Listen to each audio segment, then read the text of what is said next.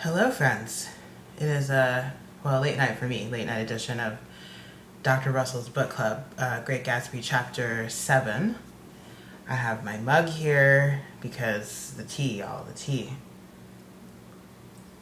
think I mentioned when we first started talking about The Great Gatsby that the book starts off really slow, and it does. And then it just picks up real fast. And it did. So, this is too much. So we start off, the chapter opens with Daisy and Gatsby. Now we know they're having a full-on affair. And that escalated quickly, right? Last chapter, they kind of had this little secret one-time rendezvous at Nick's house. And now they are just, he says she comes over there most afternoons. I'm like, Lord Jesus. So everyone's together. So it's Daisy, Tom, Gatsby, Nick, and Jordan. And they are all hanging out. And every time Tom leaves the room, Daisy is just a canoodling and kissing and talking about she loved him and all kinds of nonsense. So, but let's not forget that Tom is cheating. But still, it just seems real bold.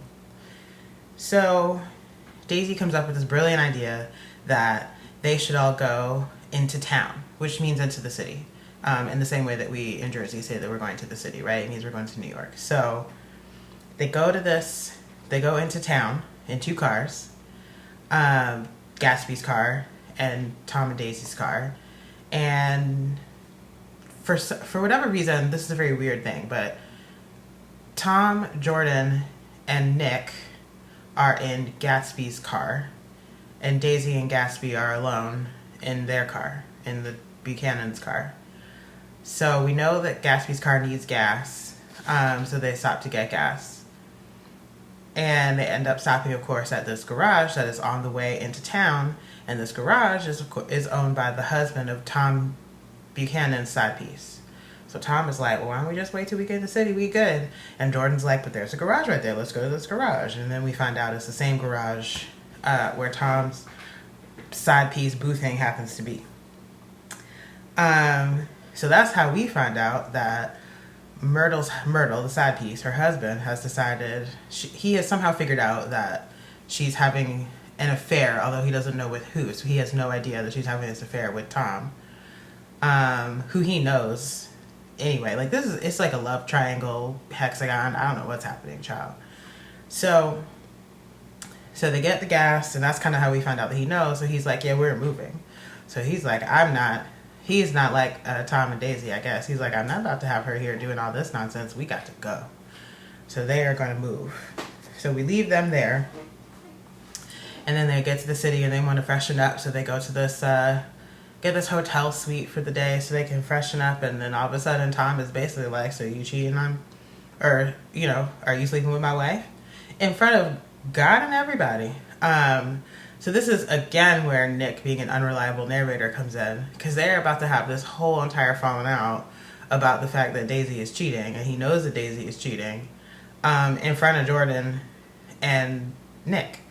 And, like, who does that? Who accuses their wife of cheating in front of everybody in mixed company? So, Tom tries to confront Gatsby. Gatsby's like, I got one for you. Daisy never loved you anyway. She loves me. T. But then Tom's like, no, she loves me. So they kind of go back and forth. It is important to note here, if we're making an assessment of gender, that Daisy never really says anything, and at first kind of responds to Gatsby's pressuring, I guess you could say, his intimidation a little bit. And she's like, no, I never loved you. And we all know, and everybody knew that was a lie. So then eventually so then Tom is talking about how he always loved her. And then he's like, even at, this place, when we were on our honeymoon, I'm like, ooh, child. Where was I? I got all excited. So then Daisy's like, well, I loved you both. But she's still leaving Gatsby for Tom anyway, I guess.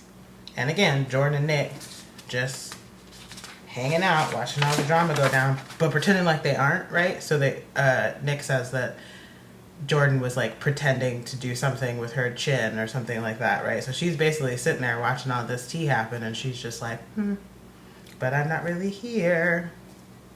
So that sort of fallout kind of ends and fizzles out, and Daisy leaves with Gatsby because, she's leaving him for Gatsby apparently. And then Jordan and Nick and Tom stay at the hotel for a little bit. Tom's like, I'm gonna have a drink. And then they leave. So then we switch back to Myrtle Wilson. And that's how we found out that her husband unlocked her in the house. He found out she was cheating on him, and he locked this lady in the house. So she sees the crew when they get there from the window. So Nick sees her kind of peeping through the window, because remember, he knows her because he knows everybody's business for no reason. And she's kind of looks out. So presumably what had happened was, seeing the car go by, Myrtle assumes that this is Tom and his wife because it's Tom's car.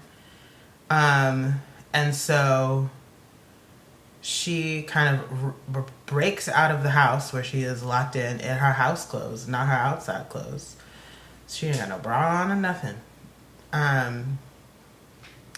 To kind of run towards the car. Daisy's driving the car. She hits Myrtle by accident.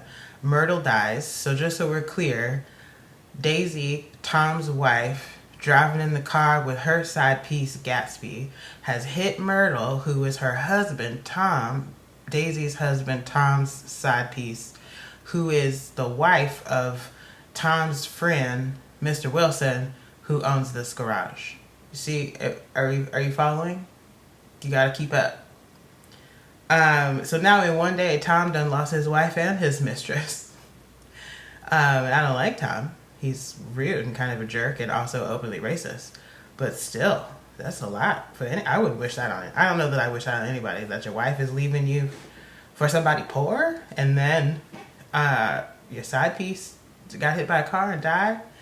And what are the odds that they would roll up on this situation right after it happened?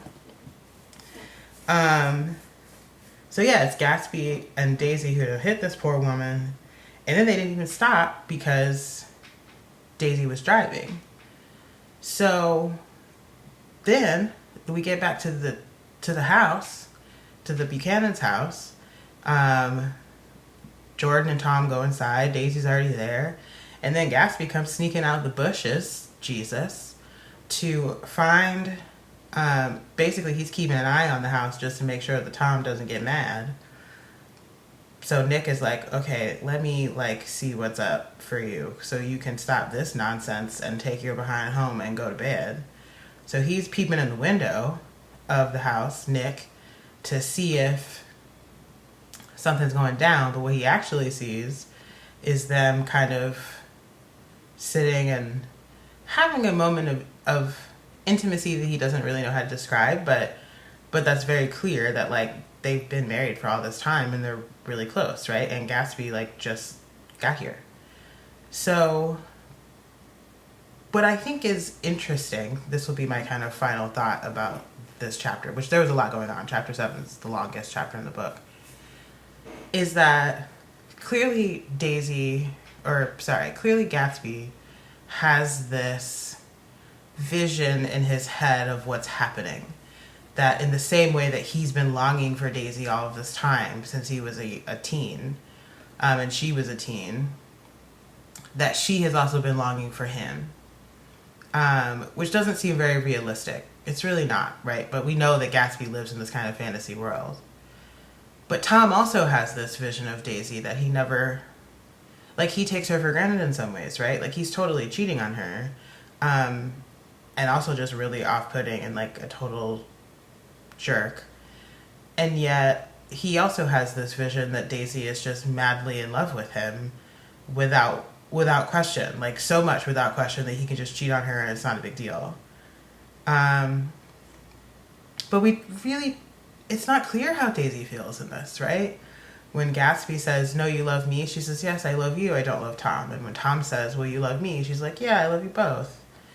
So she's certainly enabling both of their feelings and trying to please them both, but she gets lost in that.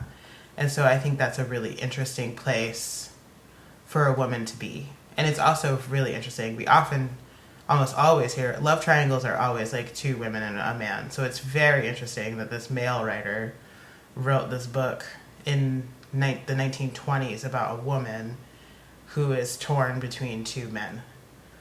Anywho, that's chapter 7. That's where we are. I will be back soon with probably chapters 8 and 9 combined, maybe, as the book sort of winds up. But here's where we are. There's a lot. We got a lot of loose ends we need to tie up. There's a lot going on. See you all on the next episode.